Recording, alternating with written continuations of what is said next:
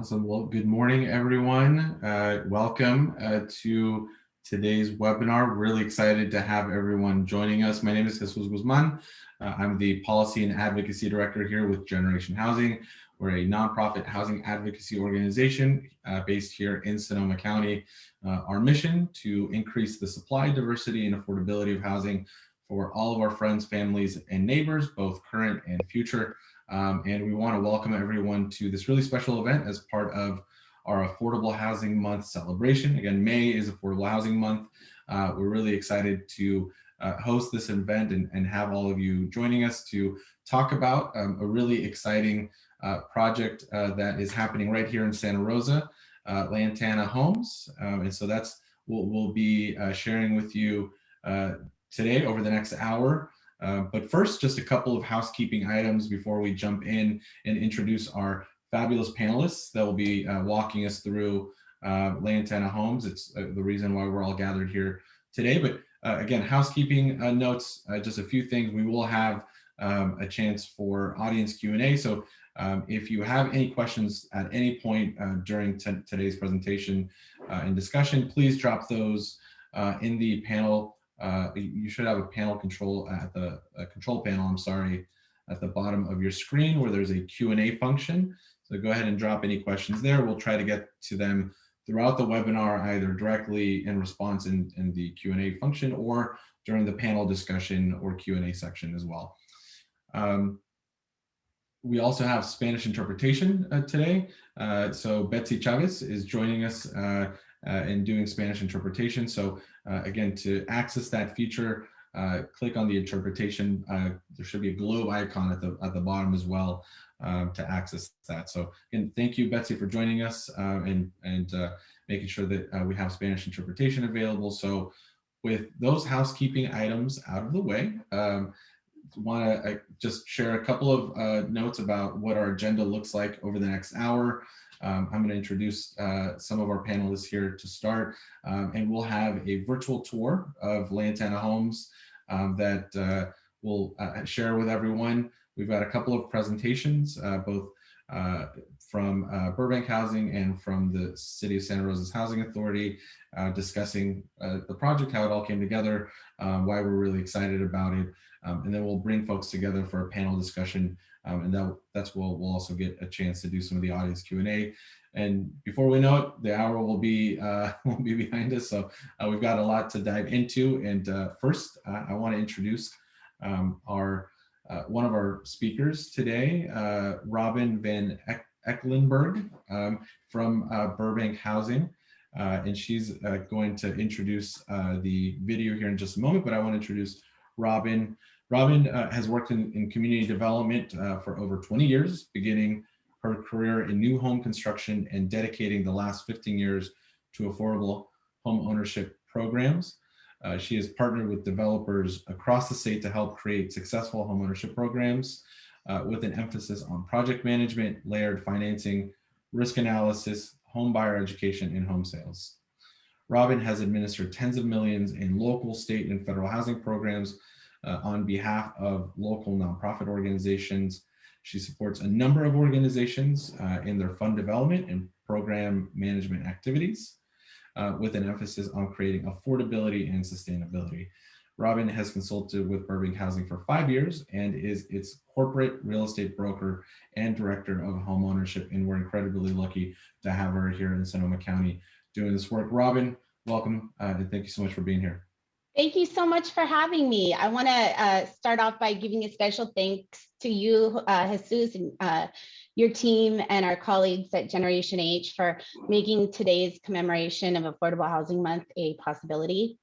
I would also like to thank our partners at the City of Santa Rosa, the County of Sonoma, the Department of Housing and Community Development, and the Sonoma County Vintners Foundation for partnering with Burbank Housing to ensure that low and moderate income families in the Sonoma County area have the opportunity to realize the American dream of homeownership.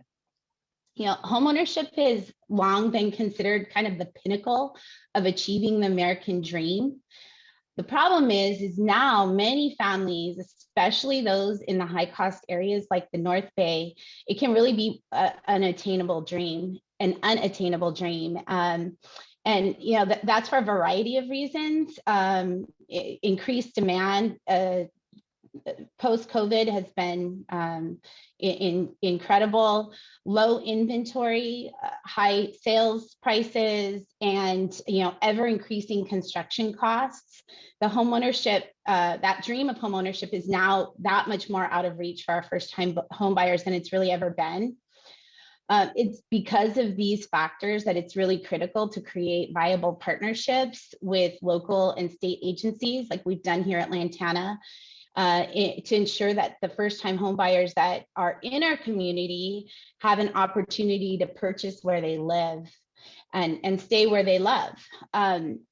I would like to introduce you to our newest community, Lantana Homes, or one of our newest communities here, through a collaboration with the city, the county, the state, and the Vintners Group. Lantana is our newest community in Santa Rosa that has been developed exclusively for first-time low and moderate income home buyers. There's 48 homes, beautiful homes. I'm excited to show you and tour the homes with you. They're all 3 bedrooms. They're all duet single family homes. The location for our development is Southwest Santa Rosa at the intersections of Dutton Meadow and Bellevue Avenue. So while we can't do tours just yet, you can drive past and see what we've got going on. And that's very exciting. I do hope you enjoy the tour, which will give you really an overview of the community start to finish. And I look forward to going into more detail when we're finished with the tour, and answer any questions that you may have. So thank you so much.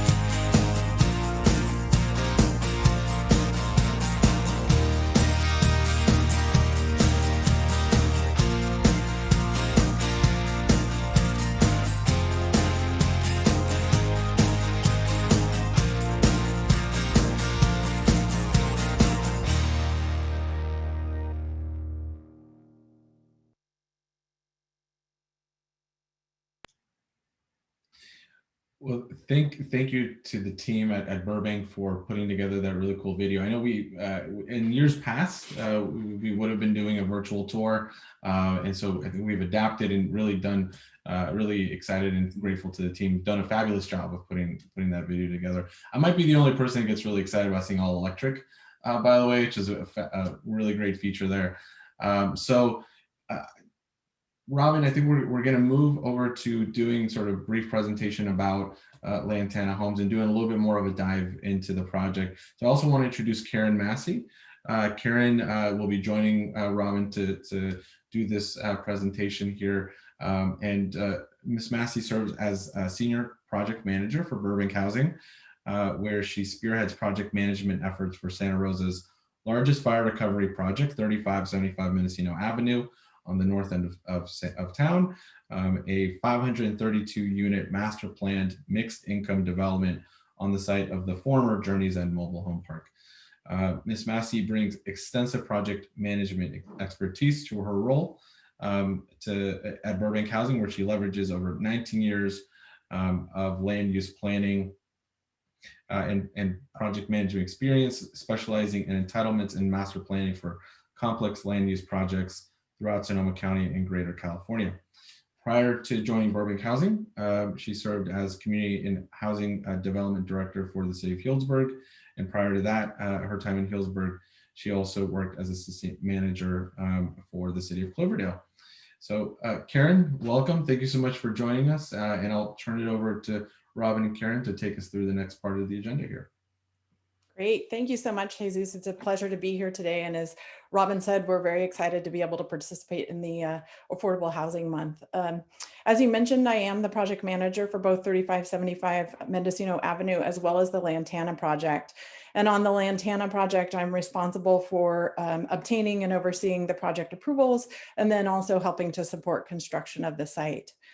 To give you a little bit of background on the property, Burbank has owned the property since 2008, and it was originally purchased and approved in 2008 for construction of a 96-unit multifamily affordable rental project. Unfortunately, about that same time, there were a lot of challenges associated with the funding sources, particularly at the state and local level.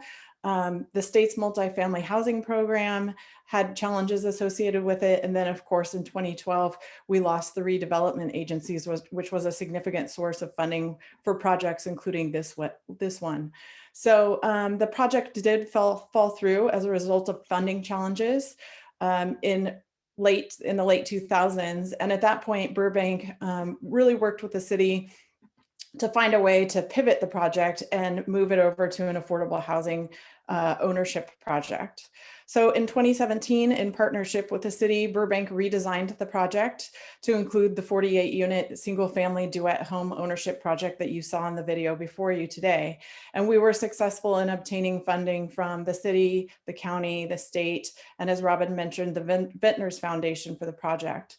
The project is an approximately $24 million project. So that's a collaboration of all of those funding sources that has funded it. Unfortunately, the site itself also had a few challenges associated with it. It did contain wetlands on it, and it also falls within the California tiger salamander habitat.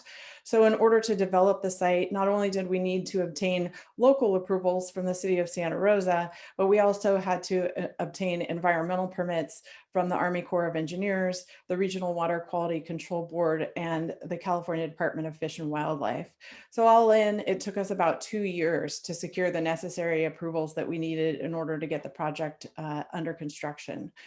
Despite these challenges, we were successful in gaining the project approvals, partnering with the agencies for the funding, and started construction in September of 2019 and anticipate completing construction this summer. So a little bit of background on kind of the history of the site and how we got to this point. At this point, I'll hand it back to Robyn to discuss the Burbank home ownership process. Hey, thank you, Karen. So as Karen mentioned, there were a variety of obstacles that we encountered kind of on our path to create this community. Homeownership developments themselves come with a variety of different risk factors or challenges that are different than you would see in traditional multifamily developments. And with Lantana Homes, we encountered a variety of our own challenges as, just a result of this development. Kind of general risks that homeownership developments encounter, and some specific to Lantana are fluctuations in interest rates, buyer qualifications such as credit and debt or job loss, construction cost increases, which nowadays is pertinent to no matter where you're constructing, and is a huge issue. Association fees, if applicable, although because of our partnership with the city of Santa Rosa, we were able to avoid having a homeowner association fee out there. So, that really helped. Sales prices and appraised value concerns can definitely be issues. And then, more recently, COVID and wildfires. So those outside factors all kind of have an impact on our ability to be able to build housing, and specifically single family housing. So we began our first initial marketing campaign in October of 2017, literally days before the first fires hit the community. And initially our interest in Lantana was incredible. We held a variety of community meetings where we engaged around 1,000 different households in order just to understand what the housing needs were, and be able to come up with, a plan that would work for the buyers that ultimately would purchase at Lantana. So following those meetings, we partnered with the city, the county, the state, the vintners group to create different programs, and specifically with the city, county, and state to provide down payment assistance programs, which essentially and effectively bridge the gap between what buyers can qualify for with a mortgage, which for Lantana Homes, which I mentioned earlier, was like around $275 to $350, versus what the cost to construct was. Additionally, Burbank we were successful in receiving an award for $4.8 million from the state through HCD for a program called Cal Home Disaster Relief, which was down payment assistance as well. So because of those partnerships, we've been able to help create more affordable options that, not only for the community, the greater community of Sonoma County, but specifically for folks who were impacted by wildfires. In 2019, we began our homebuyer education meetings, and then in later 2019, we held a lottery which had well over 200 interested applicants, where we ranked those applicants based on a random drawing. Then 2020 hit, and following, the stay at home orders, we really had to modify how we were going to work with our buyers because of the stay at home order. We had planned on finalizing our contracts and financing with buyers actually the week that everything kind of went on lockdown.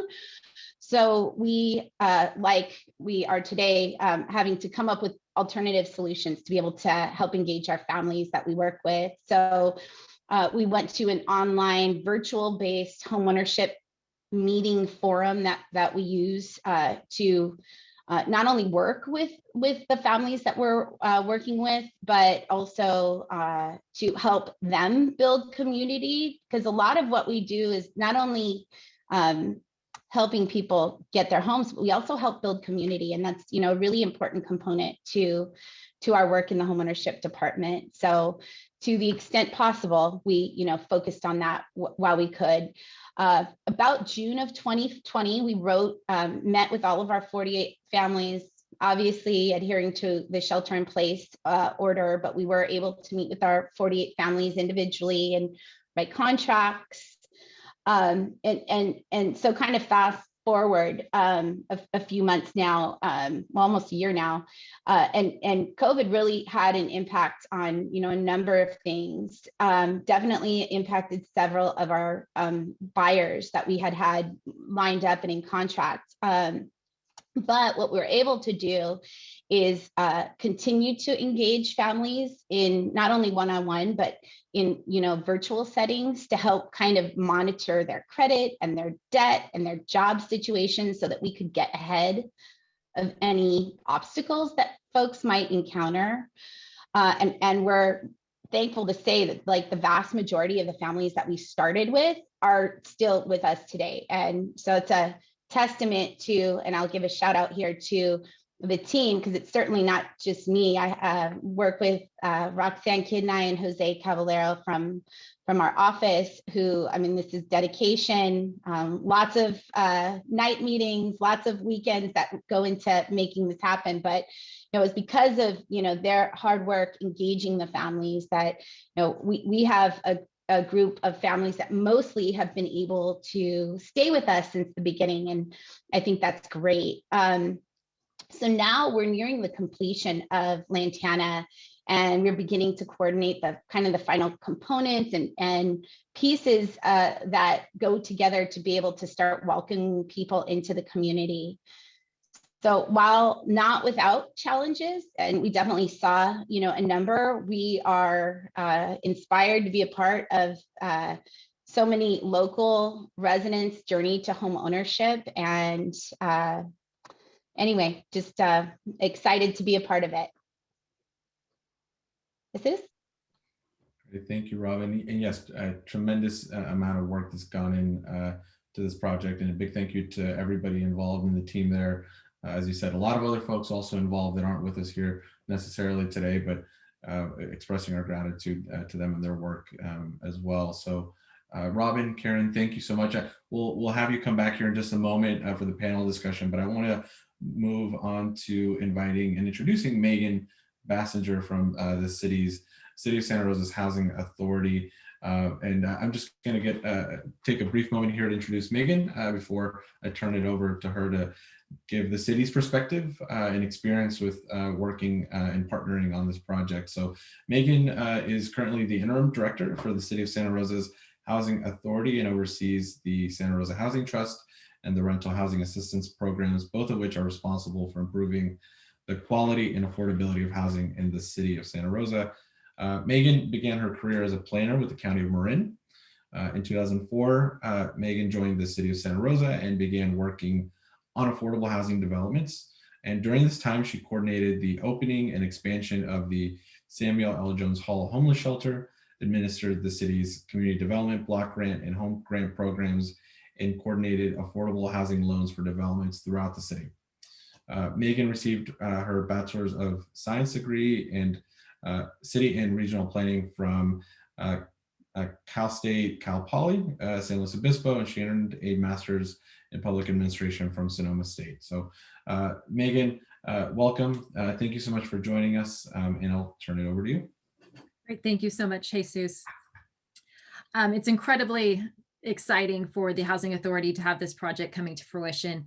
As Karen mentioned, the site was acquired in 2008, but the Housing Authority staff, and specifically myself, this was a project I initially worked on, began working on this project in 2007. So we have had 14 years of kind of lots of tears and some jubilation towards the end of this project. So the Housing Authority initially provided Burbank Housing with a federal fund loan from Community Development Block Grant in 2007, which they used for acquisition. And as Karen touched on, due to a variety of factors that were occurring in California with the elimination of redevelopment and then nationwide with the recession, the financing structure that was identified was not able to come to fruition. And this was occurring with other projects as well. In the area, we also had another Burbank project, Dutton Village, which is Amorosa rental housing, and then 60 units of ownership housing, Lantana Homes. And those were completed in 2016 and 2017. So it's exciting to see an additional 48 homeownership units that we're able to bring online. So as Karen mentioned, the project sat for quite a while city staff and Burbank Housing staff identified different alternatives. And finally, in 2017, things aligned and we were able to pivot from the multifamily housing that was approved to ownership housing. It took a fair amount of coordination with the U.S. Department of Housing and Urban Development, which had funds in the project, to receive their approval to shift the project and retain the funding in that development. So a lot of it was just getting things to align and working very diligently with our partners to bring the project to where it is today. The Housing Authority also provided additional investments in order to keep this moving along. So we're very excited to be able to see units that are about to be sold to very deserving homeowners and continue to increase affordability within our community. So that's just a brief overview of the Housing Authority's role in this project, and be happy to participate in questions. Well, thank you, Megan. And I'm going to invite everyone to join here as a panel. So bring everybody back, Karen, Robyn, Megan, and again, I want to encourage folks to drop questions in, and we've got a couple here that I'll get to in just a moment. But actually, just I think to set the table and make sure that we're all understanding the same sort of acronyms and technical jargon that sometimes we all use and are guilty of, myself included. I want to invite one of you to help us sort of understand the role that redevelopment played. We were talking about redevelopment. I think most of us are familiar, but maybe not everybody. What is and what was specifically redevelopment, and why was this such an important sort of variable in this equation? So redevelopment was a prior state law, and through the creation of project areas, the city or the county, whoever was administering that specific area, would set aside money for low and moderate income housing. So as a result of those funds being identified for low and moderate housing, the Housing Authority had approximately $5 million a year, and this is just within Santa Rosa, that we were able to put towards affordable housing. So when redevelopment was ended under Governor Brown in, I think it was 2012, that resource immediately dried up. So that was one of the many factors that led to what we've kind of seen and perceived as a slowdown in the development of affordable housing. So there was an immediate reduction in the amount of local funds that were able to be invested into projects. Megan, thank you so much for that. That's, again, really helpful to just understand the context of how this project came to be. And I'm curious if we can sort of describe a little bit more. Just, I imagine that pivot from when all of these changes were happening, there was a lot of uncertainty about what this project was going to end up being. Was there a point where there was a concern that this project might we might not see any kind of project come out of this? And what was that like at that point, over the last decade plus of just having faith and commitment to continuing to see this realized as we see it now? I can't tell if Karen. Thanks, Jesus. I'll try to take a stab at that one, and Megan, jump in if you'd like. Yeah, I mean, certainly, as Megan mentioned, this project has been around for quite some time, and with the loss of the funding sources, we all did have to pivot, and it really truly was a partnership, in particular with the city and the Housing Authority, to figure out how best to pivot, because there were spent monies in the project attributable to the old multifamily project, which just sort of further complicated trying to move the project forward. So it really was a lot of one-on-one communications and rolling up our sleeves together to figure out what funding sources were viable for the project going forward, what could be carried forward from the old project and what could not. And then also really looking at the land, the surrounding neighborhood compatibility issues, and the zoning code to see if an affordable homeownership project could be allowed under the zoning code. So kind of a myriad of things needed to be considered in order to advance the project into the next phase. And fortunately, I think with a lot of good collaboration, partnership, and hard work, we were able to arrive at the 48 unit design and carry forward a lot of the hard work that had been attributed to the prior multifamily project. Megan, I don't know if there's anything you'd add to that. I think that the only addition I have is that I think the Housing Authority as well as Burbank, we didn't want to lose any momentum or investment we've had in this project. So walking away was not an option that we wanted to consider. I mean, it certainly was one of the things that was on the table, but advancing some form of affordable housing that would benefit the community was our ultimate goal. And I think we all worked very hard to get there. Yeah, that's certainly reflected in the fact that over the many years you all stuck with this, and we see this beautiful project that's coming to life now. A quick sort of technical question here about duet. That's not a duplex, I believe. So can folks just sort of briefly describe the housing type that is a duet, just so that we're all sort of on the same page about that? Sure, I'll take a stab at that, Jesus. It is a single family attached dwelling. So they are single family units, but they are attached at a common wall. And then they've got a gap separation between them. So that sort of helps define them as a duet rather than a duplex. They're also located on separate individual lots. So each home is on its own lot owned by its own respective family. Great. Thank you, Karen. So we did have a couple of pre-prepared questions, and the first one I want to start with is just sort of, I guess, getting a chance to reflect on everything that you all have been working on for over these years. What does it mean to Burbank Housing, to the city, and for the new homeowners that are going to be moving into these homes to have a project like this opening up in our community? It's not every day that we have an affordable homeownership project come online. So curious just what that means to each of you, and especially the homeowners who are getting a chance to move into these new homes. I think I'll start with that and then maybe hand it off to Karen. But I can tell you that the homeowners, and this is kind of across the board now in terms of what we're seeing with the families we're looking at. Not only are they, so thankful and so excited for the opportunity, but they're really have a huge relief because of having fixed mortgage payments.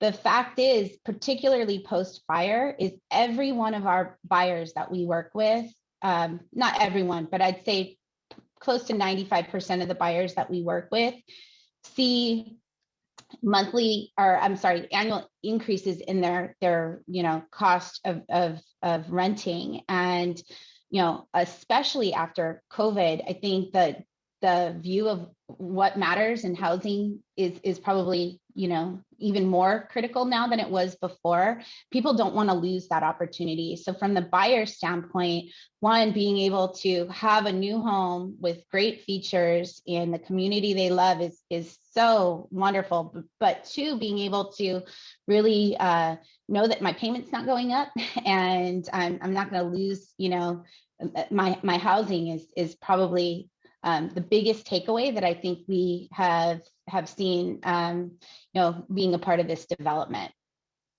Karen, do you have anything to add to that?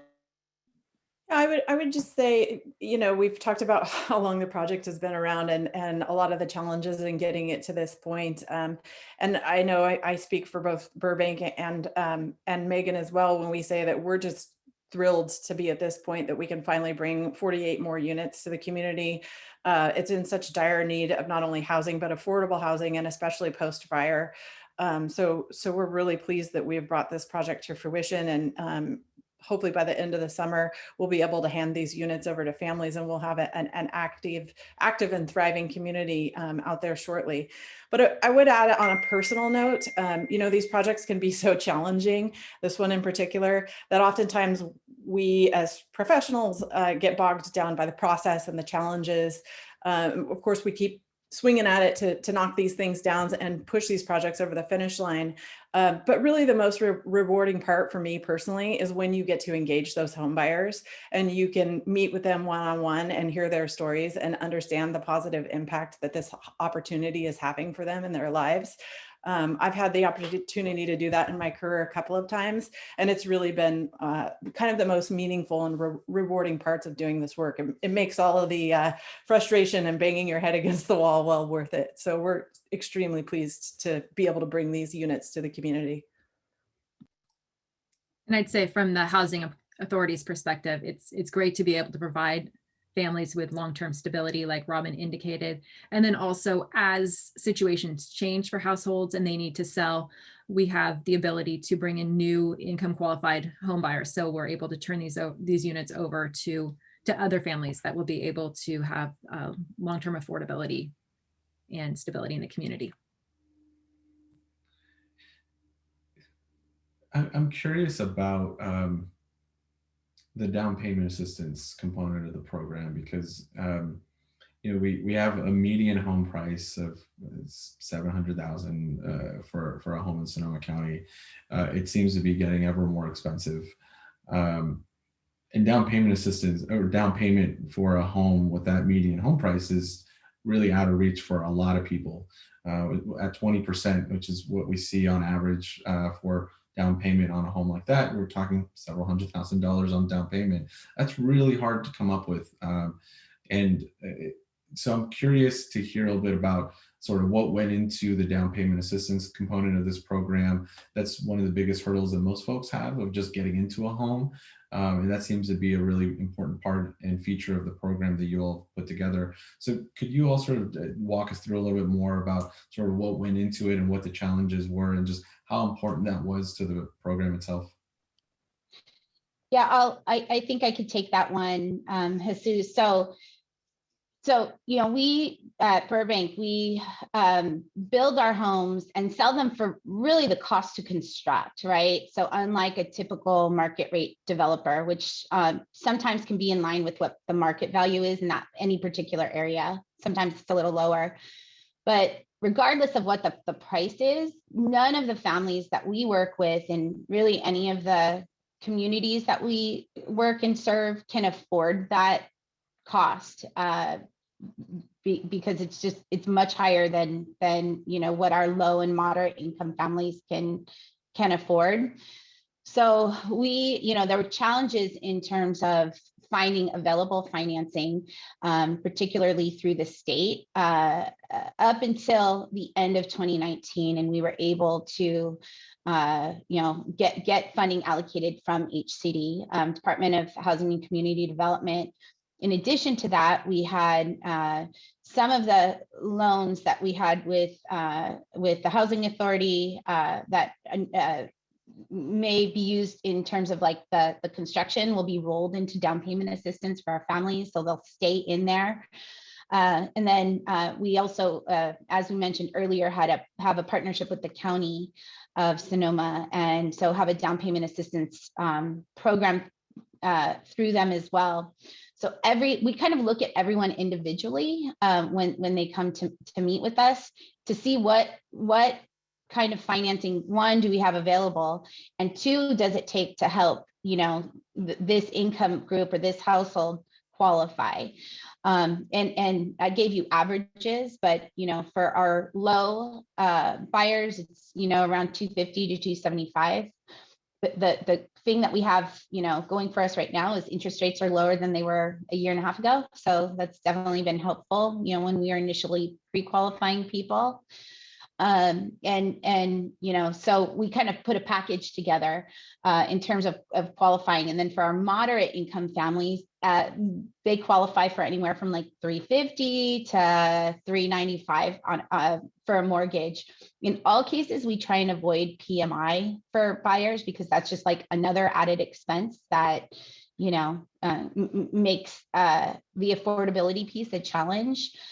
What's nice about the down payment assistance programs is they're deferred. So you don't have, our families don't have to make payments on them. They can, we have people pay off, in our program. We manage other resales for homes that we've built, in the past, and generally use those funds to help, future buyers. But that down payment assistance is critical to creating the ability for people of different income levels to be able to afford. Megan or Karen, anything else on that? And Robyn, can you remind us what PMI stands for? Oh, sure. PMI is primary mortgage insurance. And that essentially is an extra fee that a lender will require buyers pay if they don't have at least 20% down. Great. Thank you, Robyn. Karen or Megan, anything else to add on that? No, great. So something that Megan mentioned earlier, which was around resales. And I want to sort of tie in a couple of questions that we have in the Q&A function, which is asking about the current availability within the 48 homes of this project that we have, that we're talking about with Lantana. Should an interested buyer try to put in an application at this point, if it's the case that these are already sort of spoken for. And I think to expand on that is to sort of tie in the resale component. What are the other home ownership opportunities, whether at Lantana or other opportunities that Burbank or the city has that maybe folks, if there are interested buyers, might be able to participate in this program? Well, I can answer that from Burbank's perspective. So we, in the homeownership department of Burbank, we manage a variety of different resale programs. So we have the County of Sonoma resale program that we manage. And then we have different resale programs at different developments kind of throughout our service area. So as families that we've worked for in the past decide they want to sell, they contact us first. We have a few right now. Megan mentioned Catalina Townhomes right down the street from Lantana. We did that 5 years ago, I think is when we started closing those homes. We have folks that are reselling now. And so while we maybe don't have any opportunities today at Lantana Homes, that doesn't mean we won't have any opportunities elsewhere in our service area. So I do encourage anyone who may be interested in purchasing or getting added to our list to definitely get added to the Burbank interest list so that we can inform you of other opportunities as they come available. I don't necessarily know when that's going to happen because it depends on when folks want to sell their homes, but I can say we've had a huge increase in that, and would love to make sure anyone who's interested in that opportunity has the it gets notified of it. So. Thank you, Robyn. Megan, anything else to add on that? I think Robyn gave a good overview of that. Perfect. So we have a couple of other questions here. One from Evan asking about, did HUD's involvement in the funding mix require that houses only be sold to buyers with verified immigration status?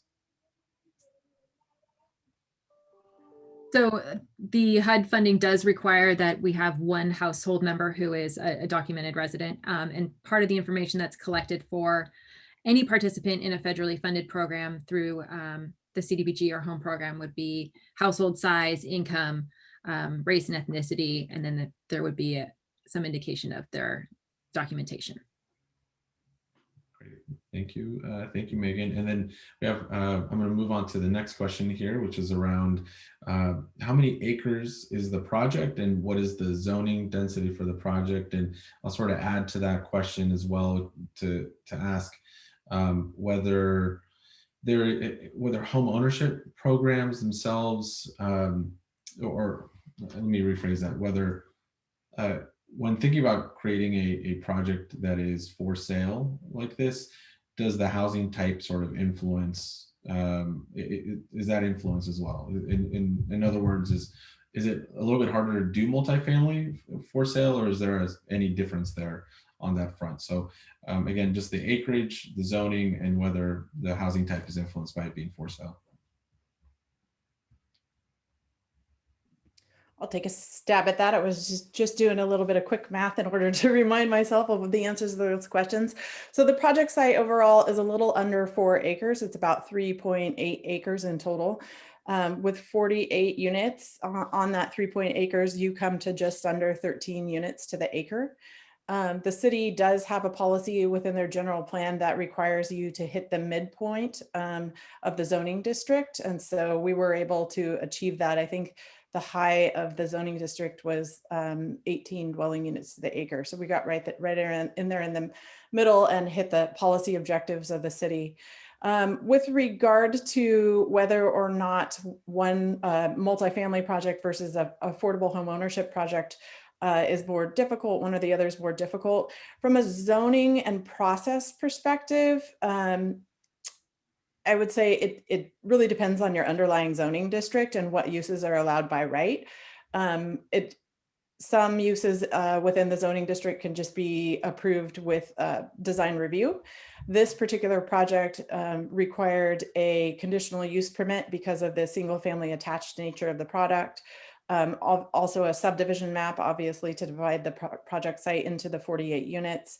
And then the design review, in addition to the California Environmental Quality Act review, the environmental review that's required for the state, and then NEPA, which is the federal review required for the federal money in the project. So probably a little bit more involved than what may have happened for the prior multifamily project. And I'll tag on to that too. I was just doing some quick math. So the multifamily project was approved at 24 units per acre. So we did have to take on a significant reduction in density in order to make this work. And some of the factors that led to that were the street configuration. And then also because we have public money in the project, we did have to provide accessible units. So I believe there's 4 or 5, Karen, that are single story. So that required some reconfiguration of the site plan in order to accommodate the single story units that would be fully accessible for the future home buyers. Great, thank you both. We've got a lot of really great questions coming in. Again, thanks to everybody for contributing some of these really great questions. And Megan and Karen, thank you for those responses. I'm going to move to the next question here that we have, which is, should we expect it to take 14 years for these types of projects going forward? Or is there an active campaign to streamline affordable housing projects? I'm going to take a guess and say 14 years is an outlier, but it's sometimes not that much of an outlier in some cases, right? So Megan, we'll say that things often take longer than we would like. This one, I think, hopefully is going to be the exception and not the rule. And there were a lot of factors that Karen and I touched on that were well out of our control, such as the elimination of redevelopment, the Great Recession, which definitely slowed down the ability to finance projects or to have eligible buyers. There was a reduction in funding at the state level. So resources that had previously been available to finance multifamily development from the California Department of Housing and Community Development dried up as well during that time period. So there were a lot of factors that were well beyond our local control in order to bring this to fruition. So the long answer is hopefully not. We're actively trying to move projects forward in a more expeditious manner. Yeah, and to tag along to that, Megan, totally agree. Let's not let project take 14 years to complete. To give you an example of a project that has gone really well and that has been really well expedited, both at the local level and state and federal level for funding, that's the Journey's End project, the redevelopment of the Journey's End mobile home park site that you mentioned earlier, Jesus. We submitted to the city of Santa Rosa for our entitlement on that project last February. February of 2020. And the city council acted on that project the following December. So within, 10 months, 11 months, we were able to have an entitlement in hand. We've been working on the construction documents for that project. We have been very fortunate that the funding sources for that project have fallen in line, especially with the additional funds that have come in through the state and federal government, through the disaster relief funds as a result of the fires and the disasters.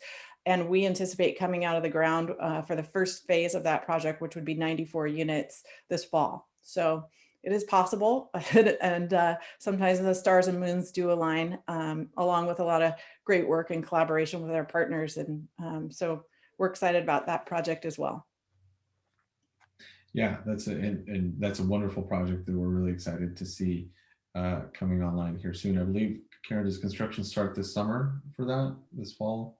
We're shooting for a start of construction this fall. That's right. Yeah, on the first 94 units. And I can't help but also make a plug here because part of the question was, is there an active campaign to streamline affordable projects? Yes. I want to encourage folks to visit Generation Housing, check out the Housing Elements page. The Housing Element Update is really the best opportunity we have to influence both the policies and where we build housing and making sure it's fairly distributed across our cities. And then we have the policies that help achieve our housing goals. And it's really our roadmap over the next decade to help us build more affordable housing in all ranges and types of housing across our community. It's a really wonky planning document very few people have ever heard of, but it's the most important, and want to encourage folks again to check out our website. We'll drop a link here in the chat to get involved with the housing element. And there's public hearings happening. So I apologize, I could not help myself and needed to get a plug in for the housing element. And then I'd also just like to tag onto that and say that the city of Santa Rosa has taken many steps in the past couple of years to help prioritize the development of housing, the approval of housing projects, and expediting these projects along so that we can help bring them to fruition. But as Robyn indicated at the beginning of the presentation, there are always factors that will kind of get in our way. And right now, the rising construction costs is definitely one of the things that may be an obstacle as projects are grappling with how to address the constantly increasing costs of materials. Yeah. So before we wrap up here, we've only got a couple of minutes. We do have some folks also asking about where they can find the application for interested buyers. Is there a phone number? Is there an online application? So maybe we can drop that link here in the chat function as well. We just dropped the link for the housing elements. If we can also drop that in as well for folks that are interested in getting in on the list. And I believe there's also a phone number that folks can call if they want to speak to somebody. So it's on the website there, Burbank Housing. So definitely encourage folks to check that out. There's a phone number, Robyn. Thank you so much for that. And then along that same sort of vein of thought, there's a question here asking if the down payment assistance is available with a resale home as well, which Robyn, you were just touching on. So both, is there a down payment assistance for resale homes, and is there someone to connect with for questions about resales? Is there a recommended lender who manages the financing portion? So I think we just dropped the phone number, but Robyn, can you touch on any of those other pieces there? I sure can. You would want to contact burbankhousing.org. There is an interest form on our website that you can fill out, and you'd want to follow the links to the homeownership tab to be able to fill out that interest form. And then what that will do is, as we have homes come available in the future, then we'll notify you depending on where you're interested and what type of home you're interested in or the area that you're interested in, and we'll notify you as those become available. Right now, all of the homes that we have are spoken for, but that doesn't mean that we won't have more homes coming, becoming available in the future. So I really encourage you to visit our website, get added to our interest list. And as we are able to have more offers and offerings of homes for sale, we will notify you of those. In terms of lenders, we do have a few preferred lenders. And really the reason is more because affordable housing comes with a lot of different layers of complexity, from resale restrictions to down payment assistance. Sometimes there's CC&Rs, regulatory agreement. There's all a number of different layers that make these sales really complicated. So in our experience, most lenders like Bank of America or Wells Fargo generally don't want to work with our affordable housing programs. So we've partnered with different lenders that we know have approved the programs, and we know will work with these programs in order to be able to ensure, one, that folks have access to the best interest rates possible, but two, that we know that the folks that we send to them will actually be able to get a loan on a home that we're selling. So so we have anywhere from 2 to 3 lenders depending on the development. These are tricky from kind of start, as you can see, from start to finish. It doesn't go away necessarily when you get ready to choose your home site. They have a variety of different complex things that are just part of buying an affordable home. So reach out to us, visit our website, get on our interest list. And to just tag on to Robyn's comments, I mean, certainly we try when the Housing Authority of Santa Rosa has funds in an ownership project, we try and roll them over to a future home buyer. So for instance, with resales in the Catalina townhomes, we try and take that down payment assistance that was applied to the first home buyer and roll it over to assist the subsequent buyers. So that's certainly something we try to do. Yep. And we do as well beyond the homes that we have in the city of Santa Rosa, kind of throughout our greater Sonoma County area. We look to see for the down payment assistance that maybe the original buyer got, we look to see what we can use in terms of helping the next buyer get qualified. Thank you both. So we're almost here at the top of the hour. Want to ask sort of one final question, or at least a couple of questions all at once, which is, I'm curious to hear both from the city's perspective and from Burbank, sort of what does the future of affordable homeownership look like for Santa Rosa, for Sonoma County? Are there any upcoming opportunities that you're excited about with regards to affordable homeownership? And then lastly, just what can folks do to get involved and help support affordable housing? I think we've touched on that a little bit, but if there's any sort of parting thoughts on that front, would love to have everyone share before we close up.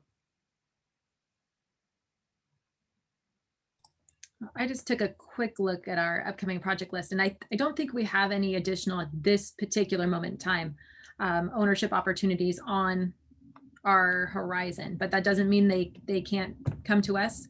So certainly we're always interested in ways to assist in the creation of affordable housing, and certainly encourage the public to express your support to your local electeds on the process for approving projects like this, and then making sure that there's funding available to assist these projects, because without the local assistance, we aren't able to keep the rents or the sales prices where they need to be to assist residents.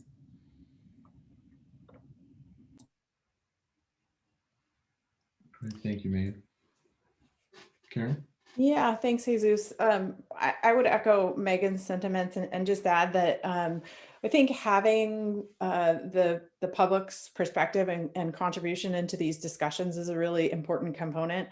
At this point in time, there are so many priorities that our elected and appointed officials are trying to balance and juggle. And oftentimes we have competing interests or regulations that we're trying to balance in order to balance things and advance affordable housing. So for instance, sometimes we find that the additional legislation coming down from the state level or the environmental requirements can kind of work against our ability to advance affordable housing, or housing in particular, especially quickly.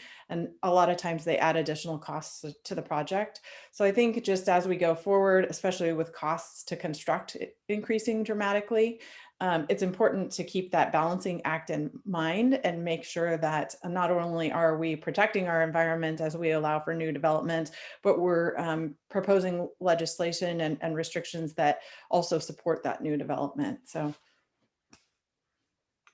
all a balancing act, I assume, I guess. Wonderful. Thank you, Karen. Robyn, any parting thoughts? No, I think that covers it. We're definitely excited to be a part of, the buyers that we've worked with at Lantana. If you're interested in buying, we'd love to be a part of your journey. So reach out to us, and hopefully we can partner together again in the future to make more of these opportunities viable. Fantastic. Well, thank you all. Well, a big thank you to all of our panelists today, Robyn, Karen, Megan. Thank you so much, not only for being with us today to talk about the project, but for the journey that you all have gone through over the last several years, and for the homeowners who are going to be in these homes. Really excited that this is coming to our community. So again, thank you everyone for joining us, and for the audience as well. We'll be posting a video recording of today's webinar on our YouTube channel in the next couple of days. So we encourage you to please share that with anyone who wasn't able to join us today. We hope this has been an informative experience for you. And in the meantime, stay safe, healthy, and we look forward to seeing you all again soon. Thanks everyone, and have a great day. Thank you.